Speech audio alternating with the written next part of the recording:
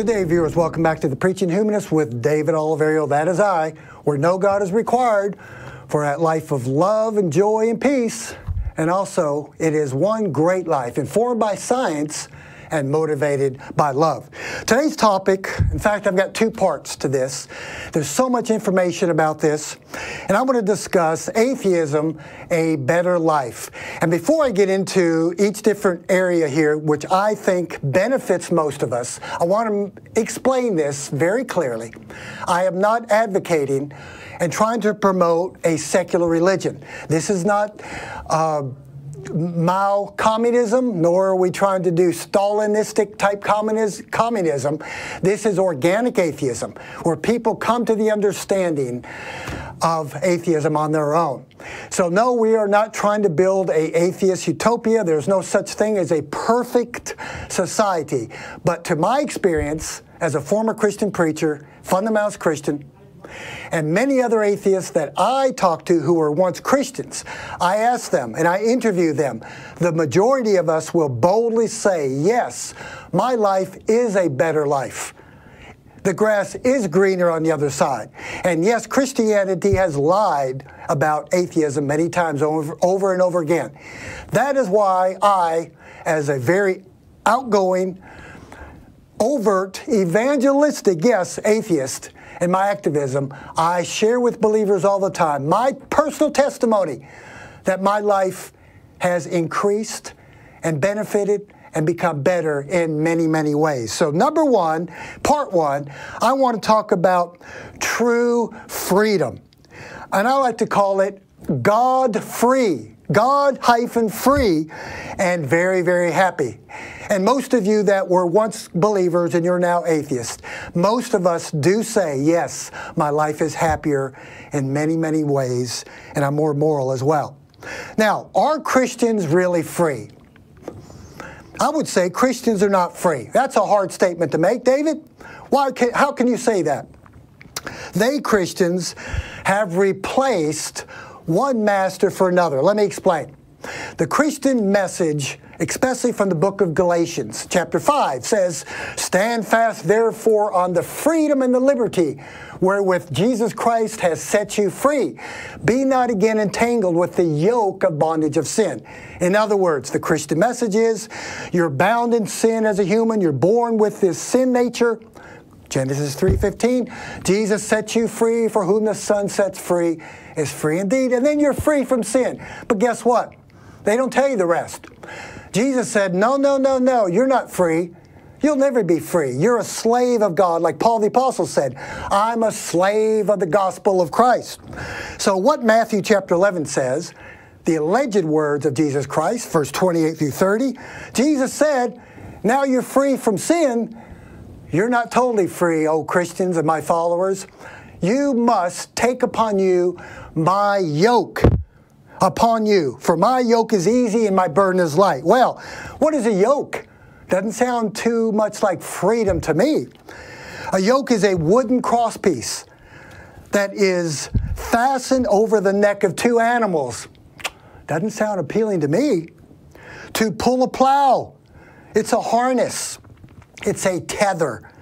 It's a rope or a chain to restrict movement. Oh yes, you have replaced one master for another master. The master, Jesus Christ, in the Bible.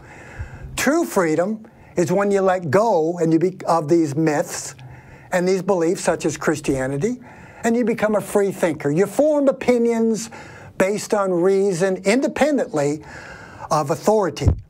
So yes, it is a chain. Christianity is a yoke and a chain of the human mind. It restricts thinking. It restricts critical thinking. That clear, rational, objective, informed by evidence thinking. Now, this is only part one of part two series. And I'm only going to discuss the benefits of being truly free as an atheist compared to being a Christian. Part two, we'll talk about some other areas. I want to give three quick examples of freedom in my life since I've been God-free for 25 to 30 years ago. Those of you that are parents will understand what I'm talking about. My oldest child is going on 34 years old, and my youngest child is going on 32 years old this year. When my son Jordan was a senior in high school, 15 years ago or so, I was away on business in San Antonio. My family lived in the Waco area, my ex-wife and, of course, my 2 kids who were in high school, my older daughter in college. I was in San Antonio on business, 180 miles away from my high school and college-age children. I got a phone call from my oldest child, my daughter, who was off in college. And she said, "Dad," I said, "Yes, honey." She said, "I don't want to alarm you, but Jordan, her little brother, my son, has been in a serious car accident." Now, if you're a parent out there, you know there's no greater love on earth than parental love, especially a mama's love, and a close second, a daddy's love, right? That innate love through genetics for our progeny and offspring. That's science. So here I have this alarming, disturbing message that my son is in intensive care, ICU, in a hospital in Waco. I've got a 180-mile drive to make back to Waco. Here's my point. As an atheist, not once did the thought occur to me to invoke a supernatural daddy in the sky. Not once did I think about I know I'm an atheist, maybe I should ask a God, in case he's up there, to deliver and save my son's life. And by the way, my son's a strong Christian. He just got back from Europe a year ago on a mission trip. "Thanks, Dad." Yeah, I raised him right. Train up a child in the way he should go, right? I did it when they were children, when I was a strong Christian. Now, there was no God to save and deliver my son. Even though the Bible says in Psalm 91, "The angel of the Lord encamps round about those who fear him, and the Lord shall protect you from all harm." Didn't work for my son. He had a head-on collision. Human beings saved his life. Modern science and technology. The jaws of life removed him from the car that was a head-on collision, airlifted him to a hospital, and I had to depend upon professional, educated, caring human beings, men and women, medical professionals, to save my child's life. My point is, that long, arduous drive from San Antonio to Waco, not once did I think about calling upon a God. That's being God-free. I had to think and use my mind. And that's why sometimes it is a little more challenging or harder. It's not a lazy life being an atheist. You have to think. There's none of this faith stuff of casting your worries upon some daddy in the sky. So that drive from Waco, or from San Antonio to Waco, was hard. But I calmed myself down thinking, he's in the hands of professionals. There's nothing I can do. I got to the hospital. The hospital room was filled with probably half of the senior class from his high school there. He was a very popular young man. And it was a very hard thing for me to go through. Didn't think once about calling upon a God. And yes, he was fine, thanks to science and technology and medical professionals who saved my son's life. There was no God there, by the way, and he's a Christian. Number 2, about a year later, my oldest child, my daughter, was a junior senior out in East Texas, Stephen F. Austin University. And it was in December, Christmas break, years ago. She was in Waco with my ex-wife, her mother, and her family for Christmas break. I got a call from my daughter in the middle of the night. She was driving home in an ice storm many years ago. I don't remember the year. It doesn't happen too often in this part of the country, but it did happen that time. She said, "Dad," she called me. I said, "Yes, honey. I just had an accident. My car flipped over. And if you're a parent, I hope that none of you have to go through this, because it's very, very hard for a parent to hear this. I had an accident. I flipped my car. I'm out here in the boonies on Highway 7 in East Texas, and I couldn't go save my little girl, my daughter. She was a senior in college that year. I was stuck. Now, thankfully, human beings saved her. There was no God to deliver her. There was no angel of the Lord to bear her up. She was a Christian. She still is. Thankfully, a highway patrolman came, brought her to a motel, set her up for the night, took care of everything, because I, the daddy, was iced in Austin, Texas. I couldn't even get and leave my apartment complex to save my daughter. I had to depend upon the beauties of humanity, of highly trained people, and thank you, officer, for saving and helping my daughter. Not once did I think about calling upon a God. That's called being God-free. One more example and I close. Some of you remember my message a couple years ago, and you remember hearing this song I wrote about my brother's death. My big brother, Mark, died of a heart attack 2 years ago, April of 2016. It was a very hard time for me. It's still hard to talk about it. I love my brother dearly. He was a strong Christian. We could never see eye to eye. I tried to talk to him and get him enlightened, but of course he wouldn't budge. Pretty hard to when you're based on pure faith and not being very open. Anyway, so my brother died.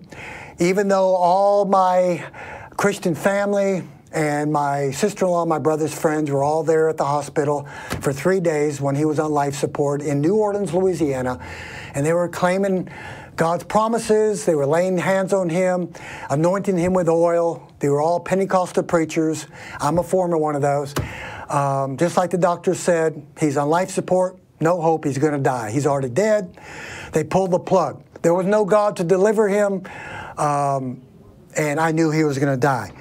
My point is, I'm God-free, folks. It's a wonderful, beautiful feeling to be at liberty and having a free mind. Not once did I think about, you know what, God, yes, I'm an atheist.